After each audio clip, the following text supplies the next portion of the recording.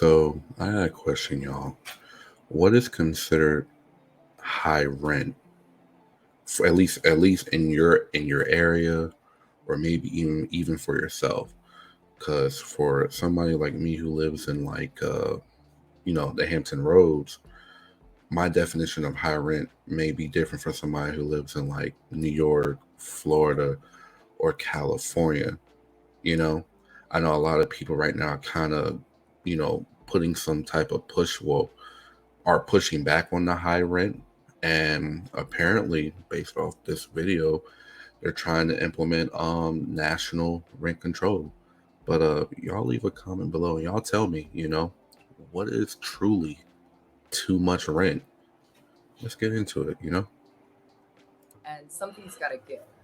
Living in America is freaking ridiculous right now. I can't afford any of these apartments. $1,800 for a one-bedroom apartment. $1,400 for 485 square feet. I have to Just to turn your in head. my truck. Over a third of Americans are renters, and if you're in that category, you probably don't need to be told that the rental market is out of control. The question is, can anything actually be done about it? A historic wave of tenant organizing, unlike anything we've seen in decades, has found one answer: national rent control. The tenant movement is absolutely within striking distance of rent regulation at the national level. But it's not just tenants who are organized. This is also a story about how some of America's biggest landlords, banks, and private equity firms are hiding behind innocent-sounding front groups, all while pooling their money to keep your rent high. That's a shame. I moved into Waldo Heights in 2018. So I've been here 5 years now. And every year since I've been here, my rent has increased.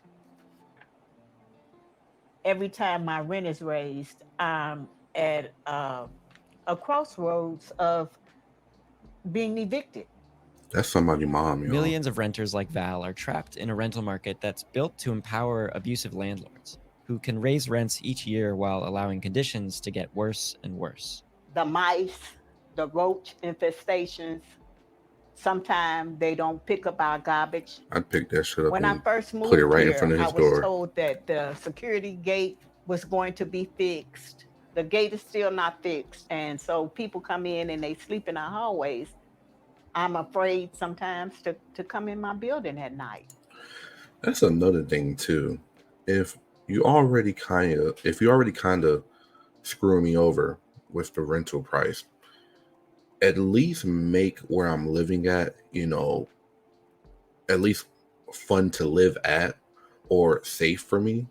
I'm paying you $1,500-$1,600 and you can't even pick up the trash. On top of that too, you violate me because now I got the chance to run into Debo on my way home trying to get to my apartment. Come on now, really? Are we that serious? I'm gonna charge you $1,500, but the basic necessities or the stuff that you promoted prior to me signing that lease is not being upheld? Nah, couldn't be me.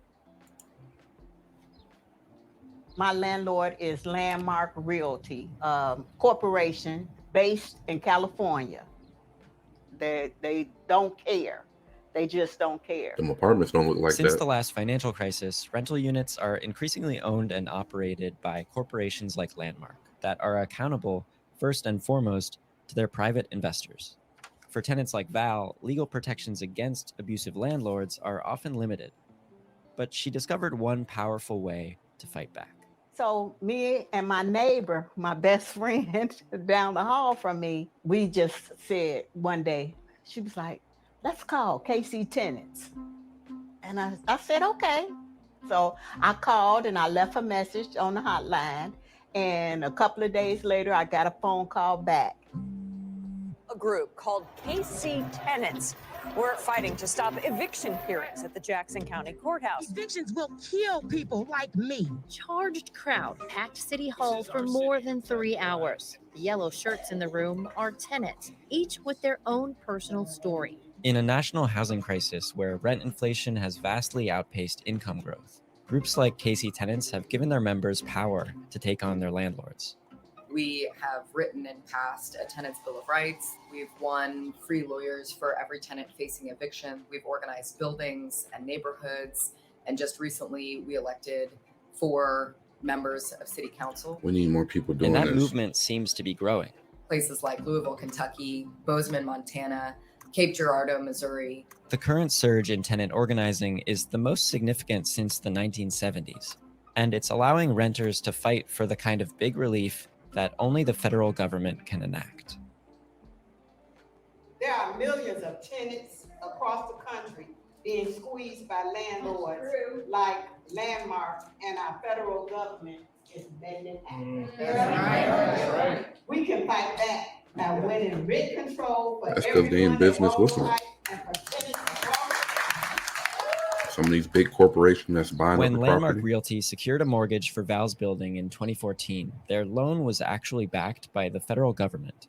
Corporate landlords like Landmark often benefit from lucrative loans through Fannie Mae and Freddie Mac, government-sponsored enterprises that purchase mortgages from banks and set terms for them. With 1 in 4 apartment units across the country financed in this way, the government is essentially in business with our landlords. Like I said. But that may be just the leverage that renters need. We want to see every dollar of federal financing conditioned on a set of tenant protections. And that's another thing too. I think most people who sign their name to at least expect rent to increase to some extent year after year. I think the problem that a lot of people have is that instead of it being maybe $50 here, $100 here, it's $200, $300, $400 at a time. And then on top of that, my living conditions aren't improving. We're not even going to talk about utilities. We got people paying $1,400, $1,500 for a 1-bedroom or a studio. But what about electrical, water, cable, and then some of your personal bills? Bruh, that's a lot. If you're borrowing on really favorable terms, that money is backed by public dollars, you should be on the hook. You shouldn't be able to increase your rent 20% and evict a whole lot of tenants to maximize your profits for your investors.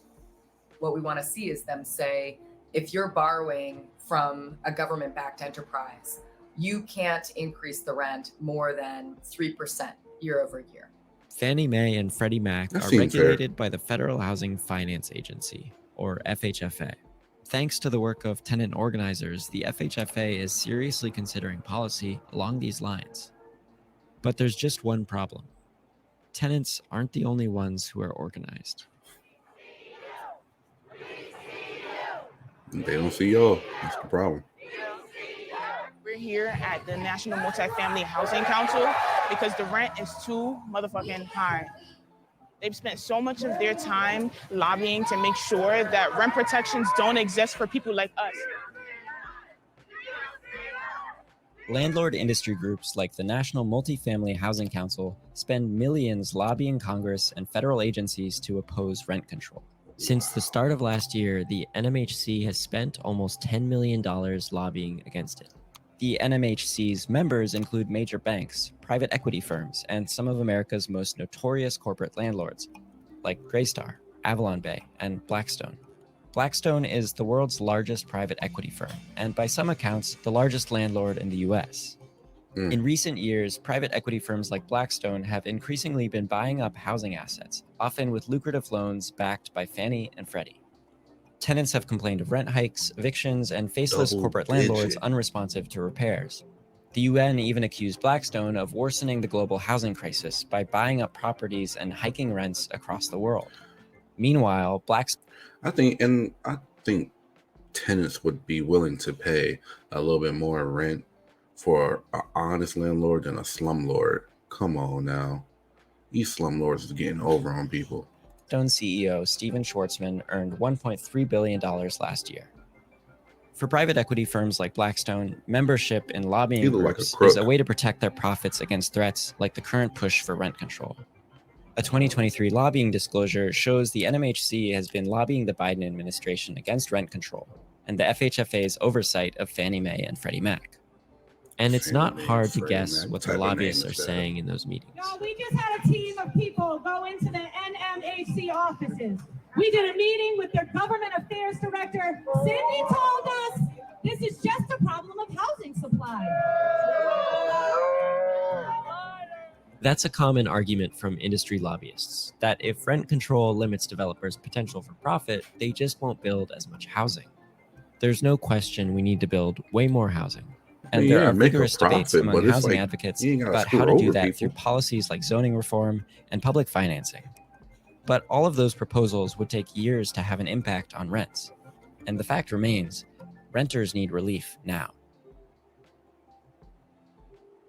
Time will tell if the federal government sides with tenants or corporate landlords like You know who they Blackstone. siding with, buddy. Come But on. the fact that these tenants have gotten this far is itself historic, and a sign that those of us who are renters may have more power than we think. What's your name? Angela.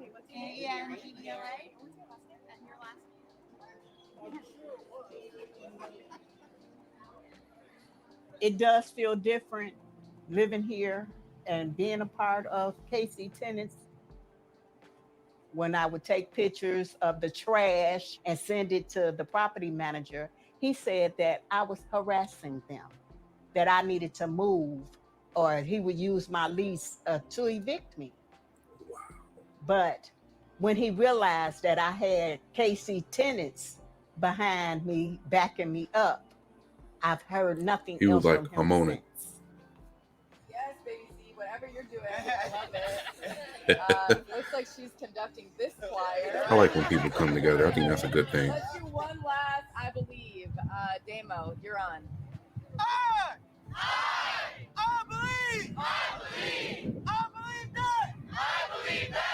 I believe that we. Yeah, and I think that's nearing the end of the video. But y'all tell me, is rent truly too high? And where are y'all coming from? What type of rent are y'all seeing in y'all cities? Like, comment, subscribe, and hey, thank you guys for subscribing to me. And we're only gonna go up from here. Y'all have a good one. All right.